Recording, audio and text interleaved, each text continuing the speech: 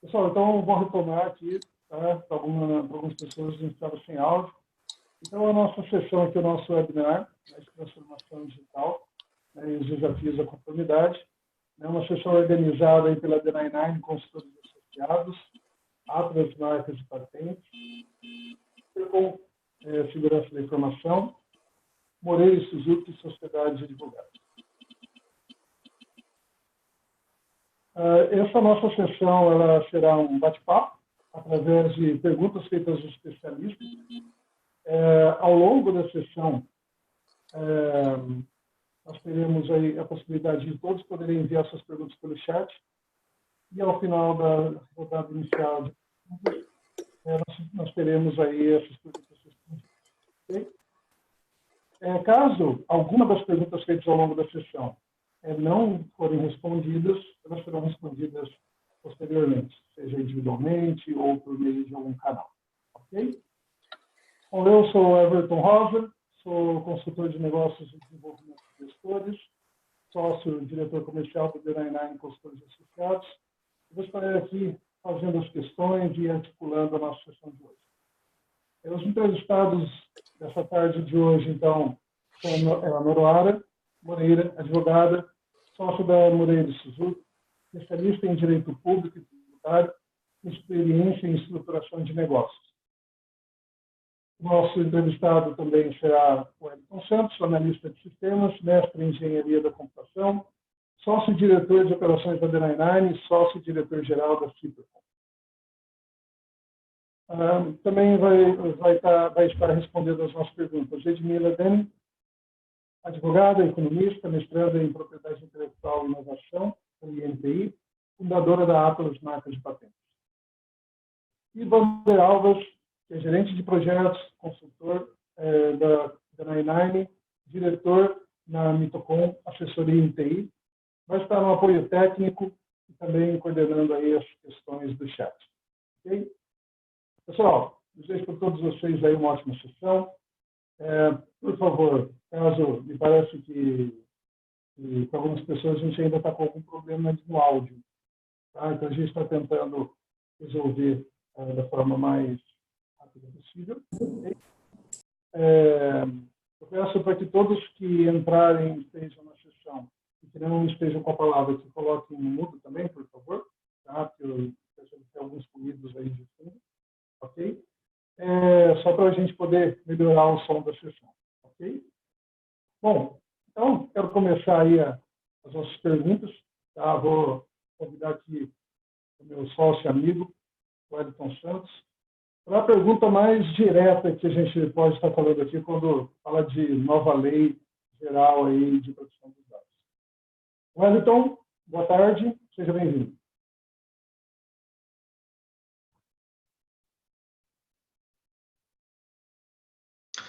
Boa tarde, Everton. Me ouvindo bem? É um privilégio estar nessa sessão hoje, porque estamos levando aí para todos os participantes um aspecto de sensibilização em relação a tudo que está acontecendo aí com transformação digital e aquilo que tem a ver com a conformidade legal e normativa que esse cenário enfrenta, né? A gente pode dizer que transformação digital, apesar do nome, não é somente levar novas tecnologias para dentro dos negócios, né? É muito mais do que isso. A gente tem, em diversos aspectos da empresa, que passar por transformações mesmo, né? Uma mudança cultural dentro da empresa. Isso vai afetar as tecnologias, claro, os processos das empresas e as pessoas também. Esse é um fator importante que a gente vai tratar também por aqui, provavelmente, né? E as pessoas, quais sejam os colaboradores, os clientes, os fornecedores, os gestores, os acionistas, todos têm que enfrentar essa transformação, e muitos dizem, inclusive, que se não enfrentarem, o negócio pode morrer. É disso que estamos falando. Nós da D99 pretendemos trabalhar uma abordagem de transformação digital amigável. Então, está diretamente relacionado à transformação digital, essa questão da conformidade legal e normativa. Precisa passar por isso. Legal, legal. Wellington, por que a conformidade, né, tem que ser tratado no contexto da transformação digital? Né? Você termina aí falando desse primeiro ponto, pensando na questão da conformidade. Né? Mas por que nesse contexto? Ok. Bom, nós estamos falando de negócios que estão se transformando, negócios que buscam ser, na grande maioria, até mesmo globais, né? Então, por consequência, eles têm que estar em conformidade com diversas legislações de diversos países, em alguns países com estados diferentes, né? Cada estado tem a sua legislação também aplicável. Então, nesse cenário, nesse contexto global aí, e da transformação digital, buscando transformar esses negócios em negócios globais, esse é um dos aspectos importantes. E as próprias novas tecnologias, né? Novas tecnologias surgem para solucionar problemas existentes em vários lugares do mundo, às vezes no mundo inteiro, e essas novas tecnologias, elas normalmente surgem antes mesmo de qualquer regulamentação. As novas legislações vêm na sequência, e aí esses negócios precisam também se adequar à medida que as legislações, as normas estão sendo criadas, né? Então, realmente algo que ocorre dentro de um ciclo, né? Que vai se renovando, vai se transformando, e por isso que não tem fim, né? Ele vai ter que ser sempre contínuo. Okay. Algum dos outros entrevistados gostaria de complementar de alguma forma? Não. Bom, então, qual seria aí o fator primordial do sucesso de iniciativas de conformidade digital e técnica nesse contexto de transformação digital? Bom, muito mais aí do que somente investir nas tecnologias e nas mudanças dos processos, como eu já disse, sensibilizar e capacitar as pessoas que vão participar desse processo, dessa transformação, executar essa transformação e trabalhar dentro desse ciclo contínuo, né, de transformação. Do nosso ponto de vista, esse é o principal para o sucesso. Legal. Bom, eu gostaria agora de mudar um pouco aqui só o rumo da nossa prosa aqui e trazer a questão mais voltada aí para a legislação em si, né? E eu gostaria de convidar a Noroara, né, advogada, a gente já falou aqui da Maria de Suzuki. Boa tarde, Noroara. Olá, tudo bom? Ótimo, ótimo. Eu gostaria que você falasse um pouco para nós por que surgiu essa Lei Geral de Proteção de Dados. Bacana eu participar desse webinário hoje, estou muito feliz. Espero que as informações que a gente preste hoje sejam úteis para o nosso público. Estamos aqui a serviço deles e fico muito contente em participar desse processo um pouco antes de a legislação, essa que você citou, a Lei Geral de Proteção de Dados, entrar em vigor. Porque nós todos temos tempo, então, para nos adequarmos. Ao surgimento da LGPD, que é a Lei Geral de Proteção de Dados, é bacana a gente citar não o nosso contexto nacional, mas o internacional, porque é nesse sentido que ela foi inserida. Há algum tempo, na verdade, a partir de 2016, mais fortemente, a União Europeia sentiu a necessidade de regulamentar melhor a questão da proteção de dados. E aí, dali veio o Regulamento Geral de Proteção de Dados, por várias situações que ocorreram naquela localidade, não só vinculados a cidadãos da União Europeia, mas empresas, por exemplo, de fora que tenham qualquer ligação com os dados tratados lá, e vazamentos de dados, enfim, várias situações. A mais emblemática que eu costumo citar é o Wikileaks. Todos nós sabemos quantos dados foram vazados, inclusive públicos, e de não só cidadãos vinculados à União Europeia, mas de todo o planeta. E isso fez com que a União Europeia se preocupasse de uma forma muito mais sistematizada e resolveram, então, regulamentar isso. Em 2016 veio, então, o Regulamento Geral, com um prazo de validade para 2 anos. Então, a partir de 2018, ela entrou em vigor e não atingiu, como eu falei anteriormente, apenas as empresas vinculadas à União Europeia, mas também aquelas que tinham qualquer ligação com dados coletados, tratados, enfim, lá naquela região. E isso impactou o mundo todo, inclusive o Brasil. Então, não só pelos nossos problemas internos, pelos vazamentos que temos, enfim, inúmeras situações, mas também pela pressão internacional, o Brasil viu-se obrigado a regulamentar, sistematizar por meio de lei a proteção de dados propriamente dita. Então, é nesse contexto, ela vem então para regulamentar e, mais que isso, para dar uma segurança a 2 princípios que são muito básicos e caros a todos nós, titulares dos dados: a privacidade e a liberdade, que parecem à primeira vista contraditórios, mas não são, porque no mesmo momento que eu entendo até onde eu posso ir, eu também vejo de que maneira posso agir dentro dessa liberdade que a lei me concede. Esse é o contexto, então, do surgimento da lei. E quem que a LGPD atinge? Ela atinge basicamente todo mundo. Eu faço também um paralelo com o Código de Defesa do Consumidor. Nós, ainda que não sejamos fornecedores de produtos ou serviços, somos, em última análise, consumidores, no mínimo. A LGPD é a mesma sistemática, porque se eu não trato dados, depois acho que acredito que a gente vai conversar mais pormenorizadamente sobre isso, eu sou titular de dados, seja dados pessoais, pessoais sensíveis. Então, ela atinge tanto o titular do dado, pessoa física, isso é muito importante que seja dito, são os dados que são tratados, são os dados das pessoas físicas. Ela também atinge, pelo outro polo, pessoas físicas que tratem esses dados de maneira econômica e pessoas jurídicas, dentro dessa mesma linha, de direito público e de direito privado. Então, o poder público também será atingido pela nova legislação. Legal. E quais são os tipos de dados que essa lei vai abranger?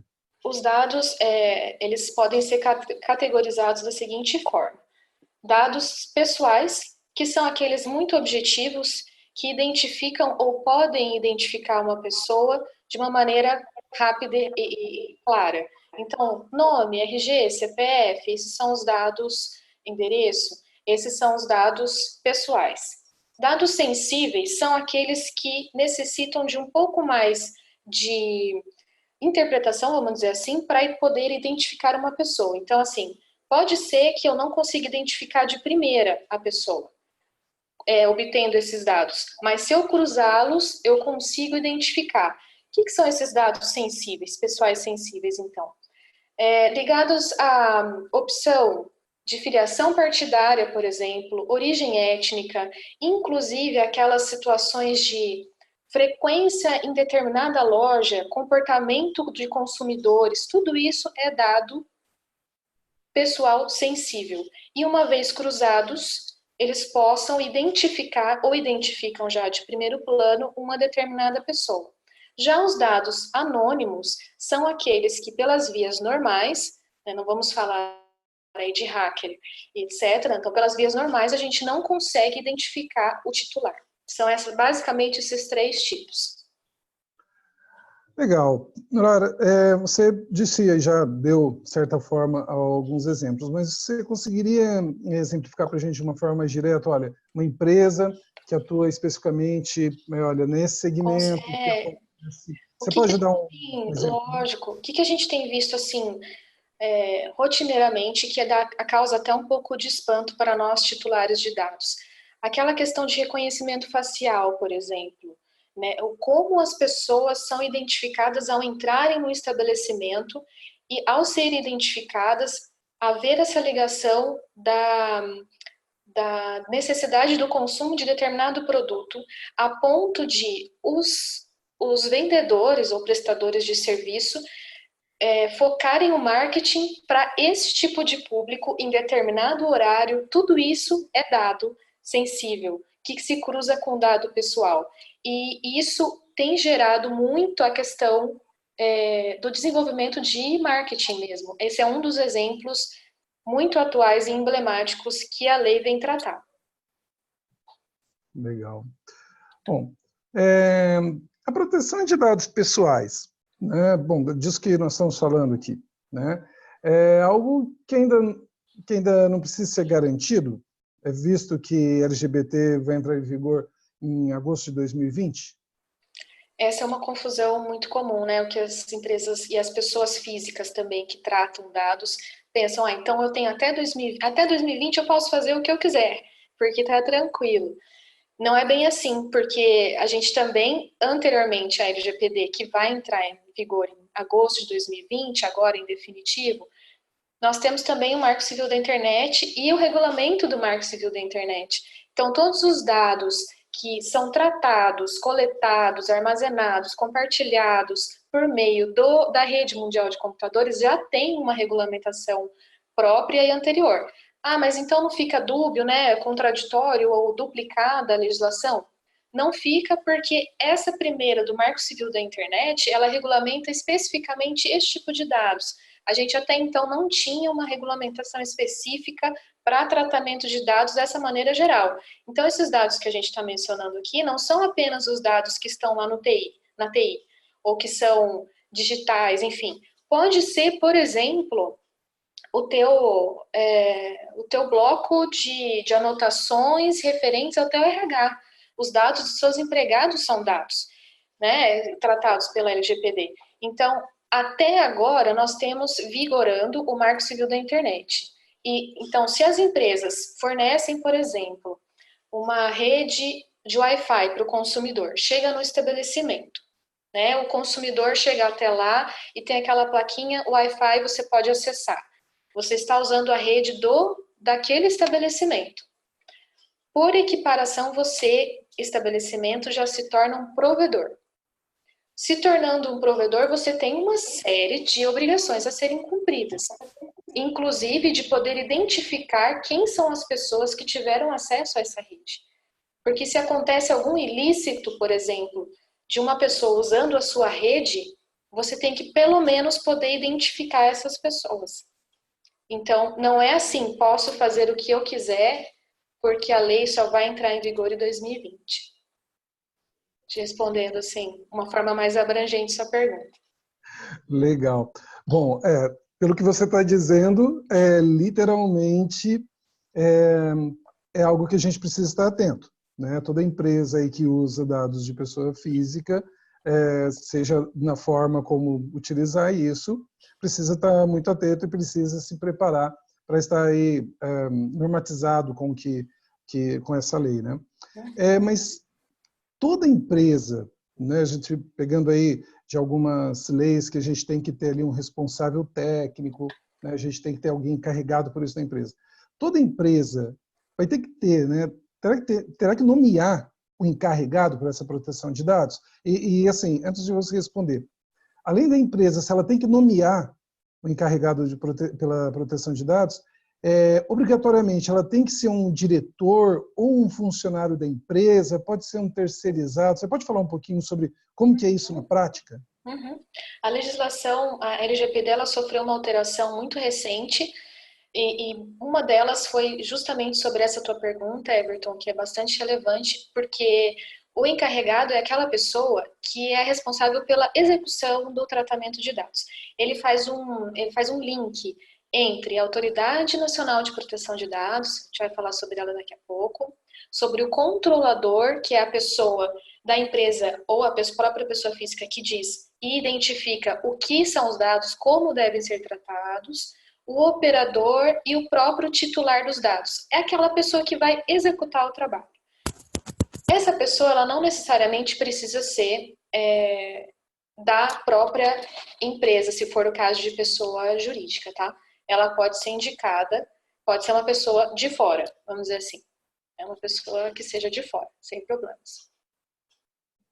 Legal. Bom, Vou pegar um caso assim bastante que, pelo menos me parece, está muito prático para todo mundo, né? É uma empresa que forneça a seus clientes, fornecedores, colaboradores, parceiros, visitantes em geral, acesso do Wi-Fi, né? A internet, ela caracteriza-se como um provedor de conexão à internet, né? Então, eu estou ali. Isso é conforme a lei do Marco Civil da Internet? Isso já é uma conformidade? Isso que eu estava comentando há um tempo, há duas perguntas. Uhum. Por a empresa, o estabelecimento fornecer o Wi-Fi para os seus clientes, para terceiros, enfim, ela se equipara a um provedor, sim, e ela é responsável pela identificação e armazenamento dessas informações no seu sistema. Basicamente isso. Qual é o tempo que ela deve armazenar? Por 1 ano, é o que está previsto no Marco Civil. Então, a partir desse momento, ela tem que, se acontece algum ilícito que deve ser tratado, ela não vai ser responsabilizada diretamente, desde que ela consiga identificar essas pessoas, esses terceiros que utilizaram da rede dela. E é por isso que a lei determina que seja armazenado pelo prazo de 1 ano, no mínimo, né? Uhum, entendi. E assim, essa empresa, ela tem que manter algum tipo de registro aí? Sim, esse é o registro que eu estava comentando agora, o registro dos acessos, enfim. Fora as situações de ter que também ter registro de consentimento dos usuários dessa rede. De que forma esses dados? Porque a partir do momento que a pessoa acessa, ela também vai, o estabelecimento vai coletar esses dados do usuário. Então, de que forma esses dados vão ser coletados e como esses dados vão ser tratados? O que vai ser feito desses dados? As pessoas precisam dar o consentimento já hoje para que esses dados sejam tratados, armazenados ou eventualmente até compartilhados. Se não houver o consentimento específico, esses dados não podem ser compartilhados, por exemplo. Entendi. Eu queria complementar, Everton, que existe uma distinção, né, entre os registros também, os registros de acesso que a Nora comentou, né, eles precisam ser armazenados, então já com as proteções devidas, inclusive levando em consideração a LGPD. Mas também pode existir a necessidade dessa empresa armazenar também os registros de acesso às suas aplicações. Então, se a empresa, além do Wi-Fi, ela está disponibilizando aplicações para esse usuário lá dentro do seu ambiente, para esse visitante, digamos assim, né, do seu ambiente, ela também precisa armazenar esses registros de acesso às suas aplicações. Se forem aplicações de terceiros, por exemplo, uma navegação na internet, qualquer site que seja, aí é vetado isso, é vedado isso pela legislação, não pode guardar daí, somente das suas aplicações. Legal, obrigado, Wellington, obrigado. E quando a gente está falando disso tudo, nós estamos falando sempre de tratamento desses dados, tá? Nora, você pode explicar para nós o que é, né, o que abrange esse conceito e como que na minha empresa eu posso tratar isso? Existe uma base? Qual que é a base para fazer esse tratamento? Uhum. O conceito do tratamento é muito amplo. Vai desde a coleta, ao armazenamento, à utilização propriamente dita, compartilhamento, uso para determinada situação. É um conceito muito, muito grande, esse tratar dados. Então, todos estamos, dos pequenos aos grandes, dentro, lógico, das devidas proporções, todos estamos abrangidos pela Lei Geral de Proteção de Dados. Bom, as bases, né? Você me perguntou sobre as bases também, desculpa te cortar. Então, assim, a impressão que dá no primeiro contato com a LGPD poxa vida, como que eu vou fazer? Eu não vou deixar de usar dados, ninguém vai deixar de usar dados. De que forma, então, eu posso usar esses dados? O que a lei me permite, dentro daquela premissa dos princípios, liberdade / privacidade? O que a lei me permite fazer? Existem 2 bases legais primordiais, que são consentimento e legítimo interesse. O consentimento é aquela expressão da vontade do titular do dado, que tem que ser específica, que tem que ser indicada para aquele tratamento, para aquela determinada função. Não pode ser dúbia, não pode ser muito genérica, porque senão se torna nula. Então, a pessoa que vai, a pessoa física ou a pessoa jurídica que vai tratar esse dado, coletar, armazenar, compartilhar, enfim, usar, ela tem que dar essa informação para o titular do dado de uma maneira muito clara, explicar o porquê ele está pegando, como ele vai usar, e aí permitir que a pessoa consinta ou não consinta, concorde ou não concorde, de uma maneira muito clara, expressa, sem dubiedade. A outra base legal é o legítimo interesse. E o legítimo interesse é aquele termo que é muito subjetivo ainda. É importante eu mencionar isso porque a LGPD ela ainda precisa de muita regulamentação. E isso vai acontecer ao longo do tempo. O legítimo interesse, por exemplo, só para citar, né? Poderíamos colocar assim: hoje você me mandou um e-mail, você é empresa, eu sou titular de dados, você me mandou um e-mail perguntando se eu gostaria de receber newsletter. E eu falo não, eu não consenti. Só que você, empresa, mudou de endereço. E aí você pensa, poxa, eu não posso mais mandar e-mail para a Noroara, ela titular do dado não me deixou mandar e-mail para ela. Só que a sua mudança de endereço é um dado relevante para que eu saiba, eu consumidora do teu produto ou do teu serviço. Então, dentro desse esquadro, o legítimo interesse autorizaria que você me enviasse, então, um e-mail. Só que, como eu disse, é muito amplo, né? Mas, para exemplificar, seriam essas duas bases legais possíveis. Ok. E sobre isso ainda, há exceções?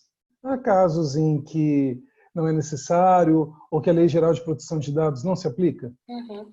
Aos casos clássicos, assim, pessoa física ou pessoa jurídica, enfim, que não usa esses dados de forma econômica, da pessoa jurídica é muito mais difícil de acontecer, mas a pessoa física não usa aqueles dados, ou são dados particulares, não usados de forma econômica, são dados que são coletados para finalidades legais do serviço público, de segurança pública, de saúde pública, a depender do caso, também não se aplica. Para matérias e artigos jornalísticos, de imprensa, determinadas situações também não se aplica. E tem os casos de consentimento, né? Dados que são públicos e notórios, que não pertencem a ninguém ou já estão divulgados, difundidos. Esses não, obviamente, o titular não precisa dar o consentimento para que esses dados sejam coletados, usados, enfim. Rapidamente seria isso. Ok. Bom, como nós estamos falando de uma lei, né, para todo o país, né, uma lei nacional, nós sabemos que tem aí a criação da Autoridade Nacional de Proteção de Dados, ok? Qual a função dessa chamada aí Autoridade Nacional de Proteção de Dados frente aí à LGPD? Uhum. A Autoridade Nacional de Proteção de Dados é um ente que hoje está vinculado à Presidência da República. Quando a LGPD surgiu, existia uma dificuldade econômica mesmo e questão de autonomia, de independência para a tomada de decisões. Por que eu digo isso? Porque a Autoridade Nacional de Proteção de Dados, ela serve para analisar os termos, interpretar os termos, pacificar a interpretação, determinar a aplicação, fiscalização e sanção de determinada irregularidade. Então, a atuação dela é muito importante, tanto para os titulares para entenderem como devem proceder, quanto para as pessoas jurídicas físicas que vão tratar esses dados. É tudo muito importante, a função dessa autoridade nacional é muito relevante, é muito abrangente. E para que ela atuasse de forma correta, o ideal seria que ela ficasse independente. Então, que ela fosse uma autarquia da administração indireta, vamos colocar assim, desligada da Presidência da República. Mas isso é muito recente também, teve alteração legislativa no comecinho de julho, por determinação econômica, para aproveitar pessoas, prédio, e, enfim, recursos já existentes, essa autoridade nacional ela ficou ainda vinculada ao presidente da República, com autonomia decisória. Aí a gente vai ter que ver como isso vai funcionar. E ela vai ficar vinculada à presidência da República com autonomia decisória pelo prazo de 2 anos. Então, depois de 2 anos em vigor da lei, eles vão rever. Compensa colocarmos essa autoridade como uma autarquia independente ou ela ainda vai ficar vinculada à presidência porque ela tem sim uma autonomia decisória, está funcionando. E isso a gente vai ter que aguardar um pouco para ver. Qual que é a crítica que se faz a isso? A crítica que se faz é porque se ela está ligada ao presidente da República, sem considerar presidente A, B ou C, o fato é que ela pode sim sofrer ingerências e aí o punho decisório dela sofrer também flutuações. E isso não é uma coisa que se gostaria que acontecesse com uma legislação desse tipo. Excelente. Então, e essa autoridade nacional, ela está sendo criada agora. Ela está sendo criada literalmente agora, né? É possível que sejam criadas novas regulamentações que deverão ser atendidas pelas empresas, coisas que hoje ainda não apareceram. A gente já sabe de todo aí muito das exigências, as penalidades, de algumas penalidades possíveis e tudo mais. Mas assim, ainda pode surgir outras coisas que a gente ainda não sabe, que ainda não foram citadas. Como que é isso? Não vai surgir coisas que não foram citadas, mas haverá regulamentação daquilo que está expresso e que, de certa forma, ainda está muito genérico.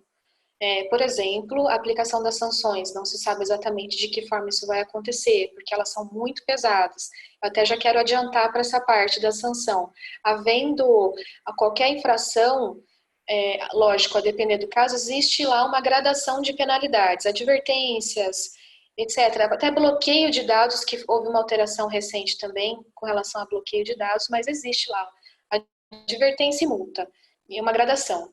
Com relação à multa, ela pode chegar até 2% do faturamento líquido da empresa ou do grupo no último exercício, limitada a 50 milhões por infração. É muito pesado.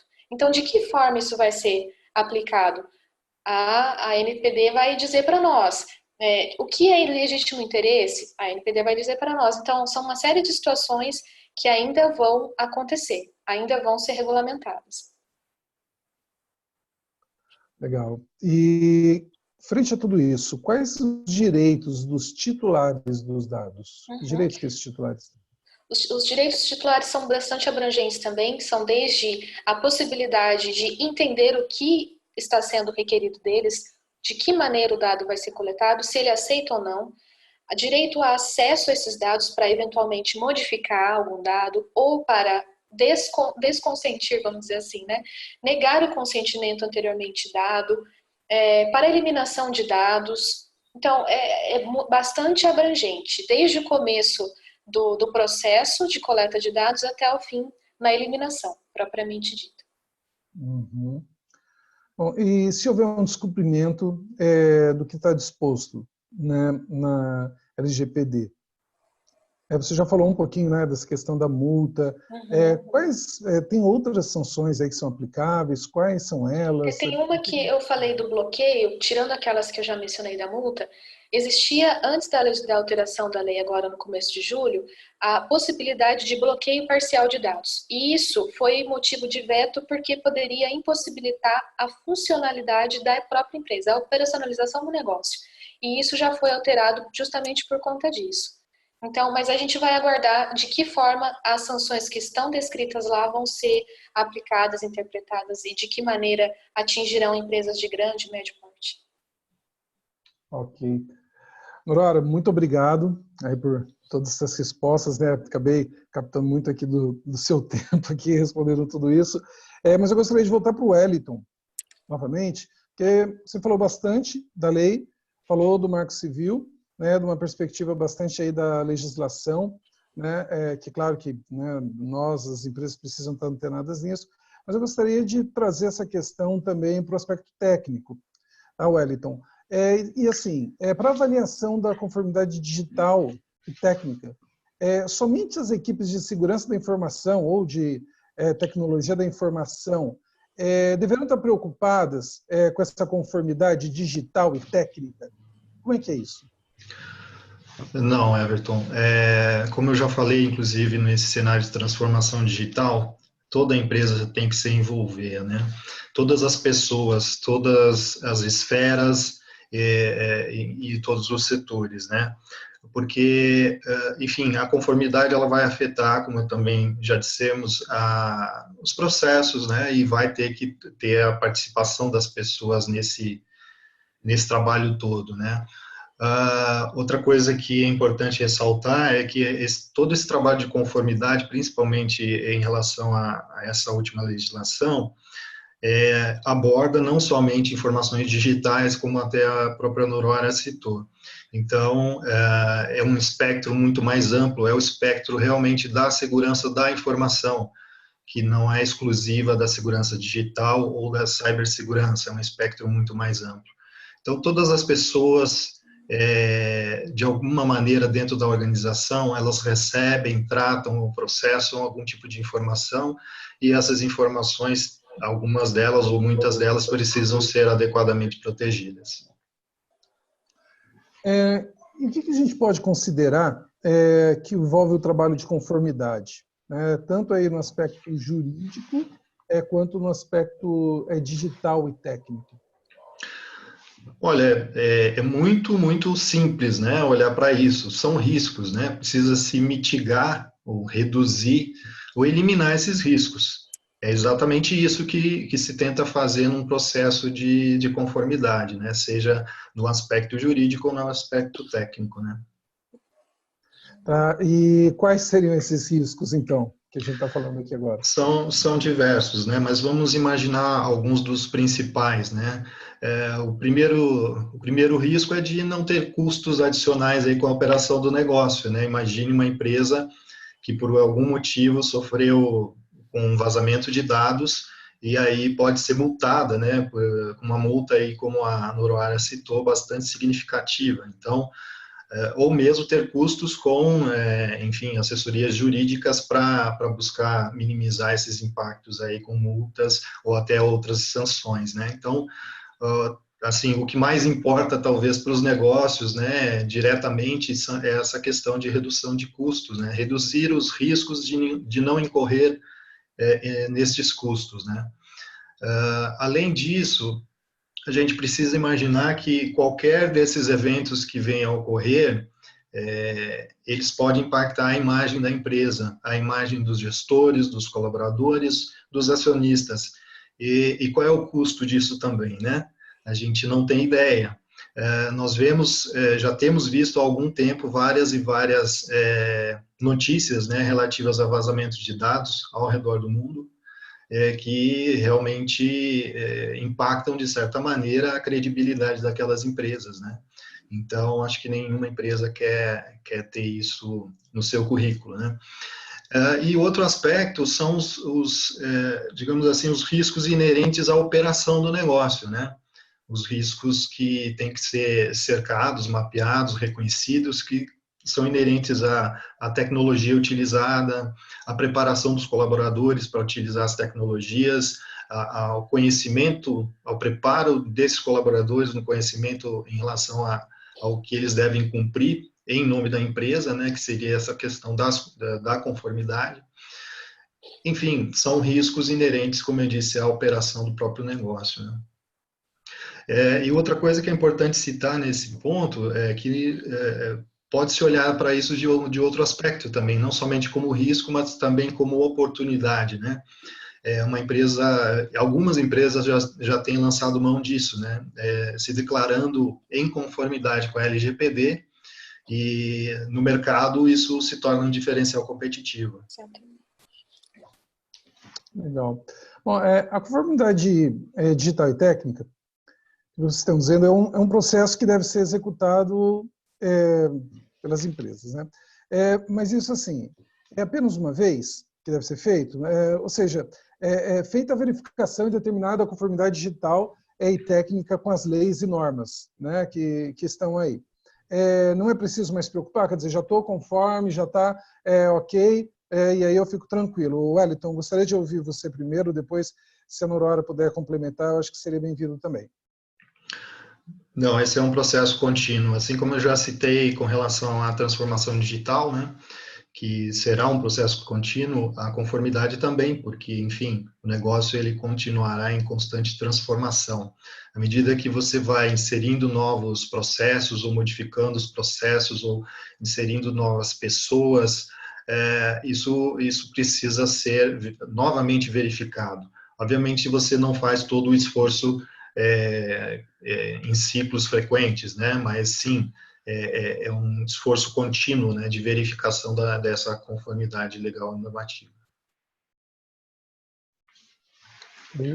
Noruara, gostaria de complementar alguma coisa?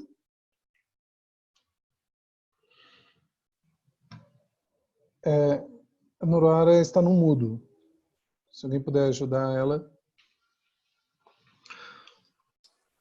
Já pronto, resolvido. O simples fato de a gente coletar esses dados continuamente já sugere que a gente tenha que tratar de forma contínua também. E o que é importante que o Wellington falou em outro momento é que esses dados já foram coletados no passado. Então é importante que as empresas que utilizem desses dados também façam uma repactuação, vamos dizer assim, desses consentimentos ou do legítimo interesse para a utilização. Então sim, é muito contínuo. Nada estanque. Entendi. Bom, isso eu acredito que tem a ver com a propriedade intelectual também, né? Edmila, você poderia complementar sobre isso também com a gente, sobre essa questão que a gente está falando agora?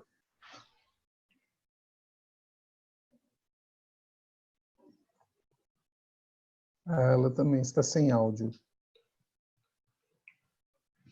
Infelizmente, estamos sem o áudio da Edmila. O áudio dela. Bom, mas se ela conseguir recuperar o áudio, a gente volta aqui a palavra para ela, ok? Bom, e assim, para o sucesso em cumprir com a Lei Geral de Proteção de Dados e as demais leis e normas, né, o componente humano é essencial. A gente sabe muito bem aí que toda vez que estou falando de normatizar, de colocar as coisas dentro de um processo, dentro de uma regra, dentro de algum tipo de padrão, o componente humano ele é fundamental. São iniciativas que afetarão em maior ou menor grau como as pessoas executam as atividades no cotidiano das empresas, certo? Exigindo aí mudança nos processos e possivelmente aí na própria cultura organizacional. Wellington, como preparar as pessoas adequadamente para isso? Tá? Também gostaria de ouvir, Noruara, né, como tratar essa questão do componente humano.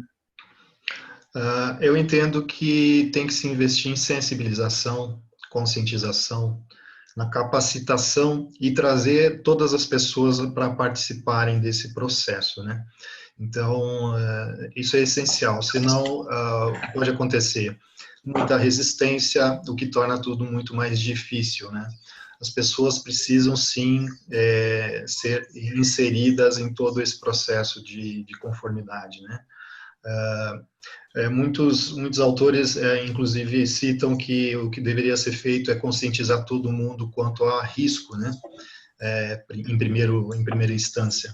Que as pessoas na operação do negócio percebam que elas, dentro daquilo que elas executam no dia a dia, elas estão sujeitas a colocar o negócio, a empresa, né, onde elas trabalham em risco. Então, pensar sempre em primeiro lugar se aquilo que elas estão fazendo não está gerando esse risco para o negócio. Então, preparar essas pessoas para essa cultura do risco, eu penso que é o essencial.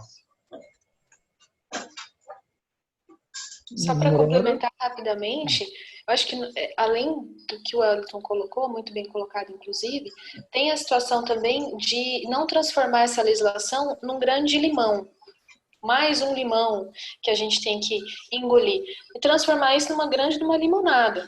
Porque a gente pode pensar nisso também do outro lado, da certificação. Então, quando a gente comunica para os nossos colaboradores que devemos nos preparar para tratar melhor os dados das pessoas que usam nosso produto ou nosso serviço, a gente também já pode comunicar da seguinte forma: a partir do momento que a gente tratar de uma forma correta, a gente pode divulgar isso para o mercado e movimentar o mercado daqueles que também atuam dessa forma. Então, já existe esse movimento aqui no Brasil, ainda que não, a lei ainda, né, precise mais regulamentação, que vai entrar em vigor somente no ano que vem, já existe a movimentação de promover a certificação das empresas que estão conforme. Isso também, em outra análise, dá uma segurança maior para nós que somos titulares dos dados. Porque a partir do momento que eu tenho a certeza de que se a empresa não realizar determinada coisa, ela pode sofrer uma sanção muito grave, eu também vou ficar mais segura de fornecer. Eu também vou dar uma credibilidade maior para aquele prestador e fornecedor de serviço. Então, a pessoa, de ponta a ponta, eu acredito, tanto titular quanto empresa, ela é a grande chave da LGPD. Ok. Bom, acredito que, por tudo que nós estamos falando aqui, não só no meu caso, mas de todo mundo que trabalha com empresas aqui, que tem dados de pessoa física, deve estar perguntando o seguinte, né, para quem ainda não tem talvez isso muito claro. Todos os dados que eu tenho dos meus clientes, eles estão no sistema, no software. Né, num software que normalmente eu posso ter contratado, né, ou criado meu, mas estão no software. Nesse caso, eu preciso me preocupar com isso, ou é uma questão lá do dono do software, dessa conformidade digital e técnica? Mesmo estando nesse software, eu tenho que me preocupar com isso também? Wellington, gostaria... Claro, Everton. Enfim, isso tem que ser exigido, né, do terceiro que desenvolveu o software ou da equipe interna que desenvolveu o software, que siga, então, aquilo que é necessário para colocar em conformidade, enfim, esse sistema com o que preconiza a lei e as normas. Mas, além disso, né, Everton, é necessário perceber que não somente esses dados que a gente chama de estruturados, que encontram-se em sistemas, enfim, tem que ser protegidos, né? Dados pessoais ou dados pessoais sensíveis podem ser encontrados, até como a Noruara já falou, em blocos de anotações lá no RH, né? Que aí pega o aspecto fora do digital, né? Mas também os dados não estruturados podem ser encontrados em arquivos de diferentes tipos dentro dos mais diversos computadores e servidores que existem nas empresas, né? Estamos falando aí de arquivos de texto, planilhas e até mesmo os e-mails. Eles podem conter e provavelmente contêm muita informação que deve ser protegida. Então, o mapeamento de tudo isso é essencial. Excelente, excelente. Eu acho que isso é uma coisa muito importante, né, para todos nós pensarmos aí. Bom, antes de avançar sobre identificar, Edmila, pode falar um oi para nós? Está ouvindo? Agora sim, Agora muito sim? bom, Ah, muito que bom, bom. obrigado, Eu obrigado. estava falando aqui e estava como o áudio aberto, aí eu falei, ué, Entendi. Porque, assim, disso que nós estamos falando agora, né, de softwares, né, consequentemente, isso vai envolver a contratação, quer dizer, documentos, né, que estão relacionados a esse aspecto que é jurídico, técnico. Né, eu gostaria de fazer uma pergunta para você. Tá? A Lei Geral de Proteção de Dados, ela tem relação com a propriedade intelectual? como é uma lei que está muito relacionada à tecnologia, melhorou? Você está me ouvindo bem? Que a Norara estava comentando que estava abaixo. Sim, Tá bem? não, tá, beleza, vamos lá. Bom. Ela acaba tendo relação com a propriedade intelectual, mas eles são institutos diferentes, né, criados em momentos diferentes. Então, quando o Brasil fez a lei dele em 1996, foi para promover a inovação tecnológica, né, e incentivar a criação dessas novas tecnologias, assim como a lei de software, que está relacionada, e a lei do direito autoral, em 1998. Mas aí a LGPD, ela veio criar para proteger o direito das pessoas. Então, a lei da propriedade intelectual, ela incentivou, inclusive, as patentes que a gente vem encontrando hoje do Facebook, que quer saber a nossa emoção, né, a nossa reação. Então, o desenvolvimento, ele chegou num ponto que ele quer saber informações pessoais teu para ser usado isso no mercado de consumo, né? Como que eu posso fazer dessas informações ativos valiosos, né? E do outro lado está o consumidor, né? A pessoa, o direito da pessoa. Então, a LGPD vem equilibrar isso aí, não é qualquer dado que vai poder ser coletado assim com nossa informação tecnológica. Mas elas se encontram, né, nesse momento, então, alguns momentos, mas eu acredito que a principal relação entre elas seria o caráter preventivo, né? Você criar dentro do ambiente empresarial uma proteção garantindo o uso correto das propriedades, tanto as industriais pertencem à empresa, como o direito de imagem das pessoas, os dados das pessoas. Então, você tem que ter, como o Wellington comentou no começo, a questão da governança empresarial, você usar dessas leis para fazer um ambiente seguro dentro da sua empresa. Isso você vai fazer através de contratos com aqueles que você tem relacionamento. Então, eu acredito que a LGPD e a propriedade intelectual, elas vão fazer essa harmonização aí dentro das empresas. Entendi. Então, dessa forma, pensando assim, de como nós poderíamos prever esses problemas aí, seria dessa forma que você está colocando, nessa complementariedade das duas e nessa redução de riscos que o Wellington comentou acima. Ou teria outras formas? Olha, um exemplo que eu poderia dar das leis se complementarem seria na caso de uma concorrência desleal. Então, eu tenho lá um banco de dados na minha empresa e ele pode ser acessado indevidamente, ou por funcionário, por colaborador, por um fornecedor que teve acesso ali ao meu computador. Então, a lei da propriedade intelectual, ela classifica isso como crime, né? E vai punir o infrator como um ato criminoso. Já a lei da proteção de dados, ele vai fazer a proteção dos dados em relação à pessoa. Então, ali elas podem ser usadas em conjunto num caso desse de concorrência desleal por desvio de dados da empresa. Tá, porque eu pergunto porque esses dados eles podem ser feitos aí até por hackers, né? E ser difícil a identificação da pessoa, a pessoa do infrator, né? Quando eu estou falando aí dessa proteção desses dados, né? Inclusive na Europa, depois da vigência da LGPD lá, eu vi bastante ataques de hackers que sequestraram os dados para fazer chantagem. Então, aqui no Brasil, a gente pode ter gente esperando para fazer isso também, dados sequestrados, esperando a lei vigorar para poder usar isso de alguma forma. Então, é por isso que nesse contexto assim de vigência da LGPD com multas tão altas, é muito importante o contrato que você faz com as pessoas, com os funcionários, com os colaboradores, os fornecedores, o desenvolvedor do seu software, né? E prevendo o sigilo, as cláusulas de não concorrência, isso a gente sempre fala muito em propriedade intelectual e agora tem que falar também em contexto de LGPD para proteger ainda mais esses dados de ataques, para evitar o uso indevido de informação.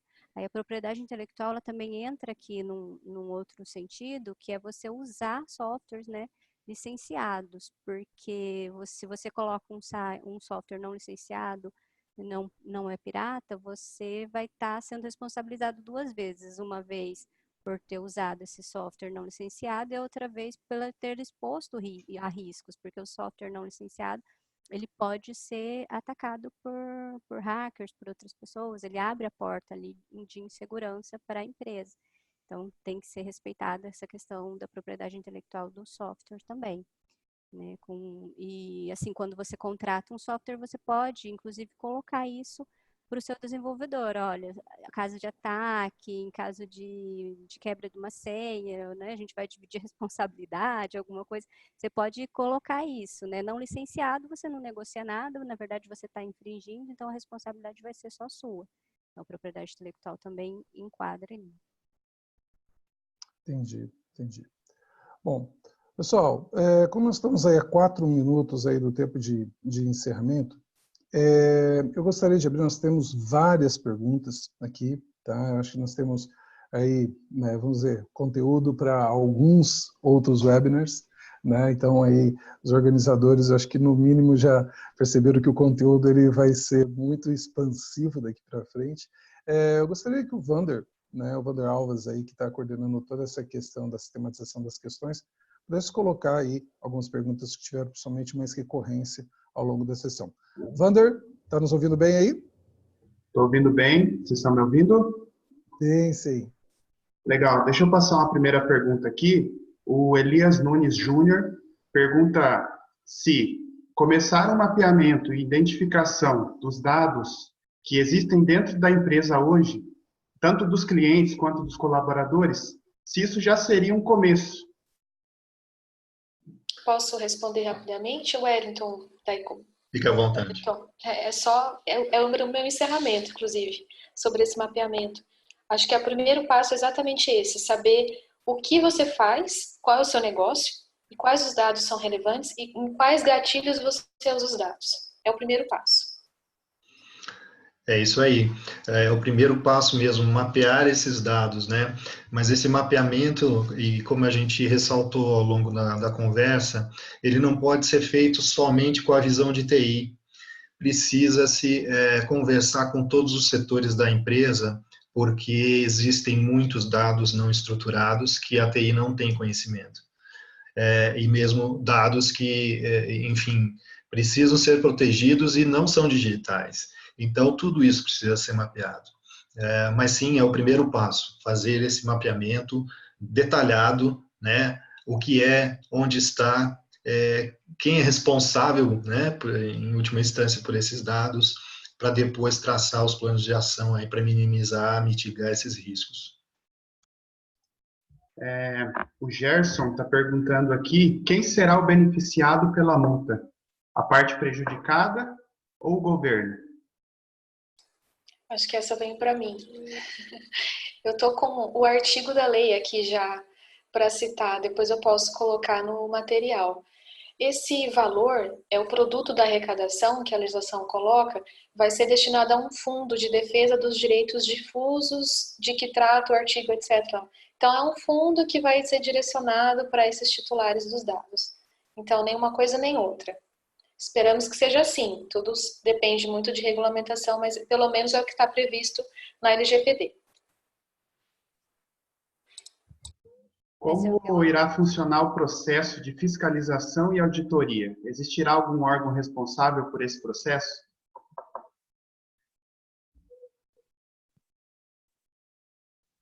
Noruara, eu acho que isso também tem um pouco a ver com a lei. Eu não lembro de ter visto isto previsto, né, um processo de auditoria. Isso ainda não está estabelecido. Provavelmente isso pode vir em normas complementares que a Agência Nacional vai desenvolver. Esse é uma das atribuições da autoridade nacional e a gente vai esperar a regulamentação ainda um pouco mais afinada. Provavelmente vai vir aí um regulamento sobre a autoridade nacional e as atribuições dela. Bom, o Maldonado pergunta aqui, deseja boa tarde. Após a coleta de dados autorizada, se for efetuado um processo de anonimização destes, visando evitar a identificação dos geradores destes dados, pessoa física ou jurídica, essa nova massa de dados está sujeita às mesmas diretrizes e normas iniciais da LGPD? Ou a garantia da anonimização evita futuras infrações? Lei a anonimização como a impossibilidade de identificar o gerador de determinada informação ou dado.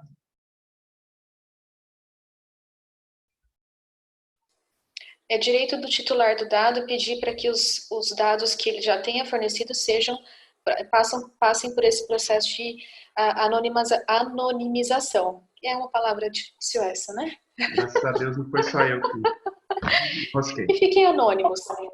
Uma vez que ele já determinou que os dados fiquem anônimos, por óbvio, os titulares dos dados só vão permitir, esses dados só vão ser utilizados se os titulares permitirem que sejam. Então, por exemplo, se forem dados coletados via rede mundial de computadores, já existe uma legislação própria para isso. Então, se ele não autorizou que os dados deles fossem compartilhados, por exemplo, ou que os dados fossem tornados anônimos, então isso só vai acontecer novamente, só vai poder ser usado se ele der o consentimento expresso para isso. É aquela situação do banco de dados. Se eu tenho um banco de dados X, eu só vou poder utilizar daqueles dados que eu já coletei a partir do momento que passar de novo, ou agora, né, passar por um início, caso a empresa não tenha feito isso, por um mapeamento e depois um consentimento do titular. Se eu entendi a pergunta, acredito que você... Sim. A pergunta aqui do Ederson Menezes também, que diz sobre os dados anteriores à lei. Se eles estão sujeitos a essas penalidades também, e como que o software, enfim, as empresas teriam que fazer as adequações para estar sujeito para estar tudo regularizado.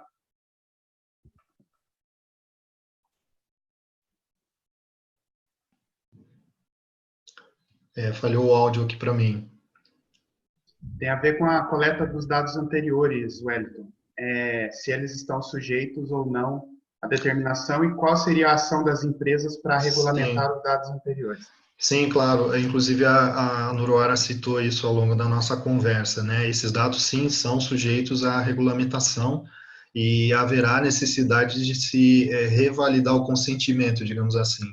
Então, essa estratégia de revalidação do consentimento para a utilização desses dados terá que ser planejada com antecedência, né, para que assim que a lei esteja em vigor, isso já esteja superado, né? Pessoal, acredito que a gente tem várias outras questões, estão surgindo várias outras questões, mas infelizmente pela questão do horário nós vamos encerrando por aqui hoje, mas nós vamos publicar aqui no chat ainda, tá? O telefone, né? O telefone e e-mail, tá? Para contatos aí, para vocês poderem mandar WhatsApp, para a gente poder marcar o horário para conversar com vocês, seja por call, para quem não está em Maringá, seja presencial para quem for da região de Maringá, né? Poder tirar possíveis dúvidas. Todas as perguntas que foram colocadas aqui nós vamos responder por e-mail, tá? Pelo cadastro que vocês fizeram na hora da inscrição do webinar, ok? E eu vou pedir aí uma atenção especial para vocês, porque nós vamos mandar na sequência uma pesquisa de satisfação, né? E pontos e considerações para a gente melhorar para a próxima webinar, né? Também nós vamos na sequência aí, depois dessa pesquisa de satisfação, poder mandar para vocês como que vocês podem ter acesso à nossa metodologia para realizar um pré-diagnóstico na sua empresa, na sua organização, nos seus negócios, com a metodologia que nós usamos, que esse time que foi entrevistado e participou aqui ativamente nas respostas do webinar, pode ir até a sua empresa e identificar como que a sua empresa pode ser adequada da melhor forma, ok? Então, na sequência aqui, nós vamos divulgar para vocês os contatos. Muito obrigado, tá? A participação de todos. Muito obrigado, Wellington. Muito obrigado, Noruara, Edmila, Vander. Muito obrigado, parabéns pelo trabalho de vocês, né? Eu gostaria de abrir para que cada um possa dizer o seu tchau. Obrigado muito pela participação de todos e a conversa eu creio que tenha sido muito útil para todo mundo. Obrigado. Ok. Noruara? Quero agradecer, desculpa, Edmila. Imagina. Quero agradecer o convite, primeiramente, e agradecer também as perguntas, foram muito relevantes, estou vendo várias aqui, espero ter contribuído, um abraço a todos. Edmila? Obrigada a todos, obrigada pelo convite, assim, fazer essa relação de falar de propriedade intelectual é sempre muito prazeroso para mim, apesar de que é um movimento novo, né, que a gente ainda precisa se adequar a muitas coisas. Eu espero que a gente possa avançar aí no tema e poder contribuir ainda mais. Muito obrigada a todos. Boa tarde. Muito bom, muito bom. Vander, obrigado. Obrigado, gente. Obrigado. Até a próxima. Pessoal, obrigado. É um prazer, tá? Então, a The99, Moreira Suzuki, a Atlas e a Cipercom agradece vocês imensamente, tá? Um abraço e avancemos aí para o novo nível de transformação digital. Até mais. Tchau, tchau.